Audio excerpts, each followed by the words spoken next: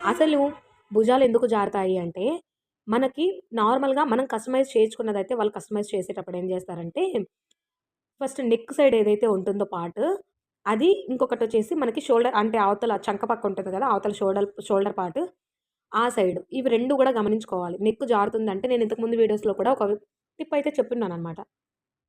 Shoulders అవి జారకుండా ఏం జేస్తారంటే, నెక్ సైడ్ ఏదైతే ఉంటుందో, అక్కడ కొద్దిగా క్రాస్ అయితే చేస్తారనమాట. క్రాస్ పడతారు. మగ్గం వర్క్ ఏసేటప్పుడైనా సరే వాళ్ళు కొద్దిగా క్రాస్ అనేది వేస్తారండి. లేదు అంటే స్టిచ్చింగ్‌లో కొద్దిగా క్రాస్‌గానే స్టిచ్ చేస్తారు.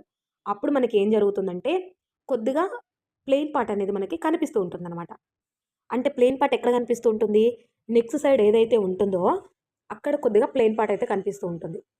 లేదు అంటే ఇంకోటేం జేస్తారంటే ప్లెయిన్ అనేది కొద్దిగా ఎక్కువొచ్చిందనుకోండి, వాళ్ళు మగ్గం వర్క్ చేసేవాళ్ళు మామూలుగానే చేసినట్టు అంటే స్ట్రెయిట్‌గానే చేసినట్టు. ఇంకోటి